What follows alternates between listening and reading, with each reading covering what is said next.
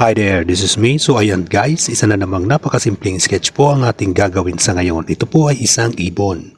Tuwing dapit hapon, ang mga ibon na ito ay nagsisilabasan na sa unang tingin, akala mo'y mga paniki.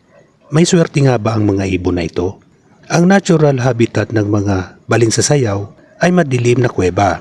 Pero dahil sa pagkasira ng kanilang natural na tirahan, naghahanap sila ng ibang matitirahan na sa tingin nila'y ligtas sila. May mga species na balinsasayaw na kayang gumawa ng pugad gamit ang kanilang laway.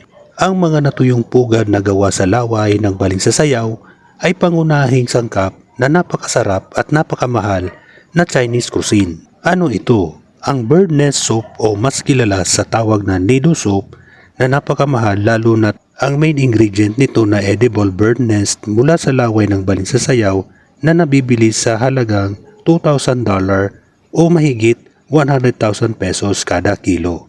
Ayon daw kasi sa tradisyon Chinese medicine, ito ay nakakatulong sa digestion, nakakapagpalakas ng resistensya at nakakaganda ng balat. So ayan guys, patapos ng ating pag-i-sketch, ako po'y nagpapasalamat sa inyo sa walang sawang panonood nyo sa aking mga simpleng sketches. So ayan guys, tapos na nga po. Maraming salamat. Bye bye.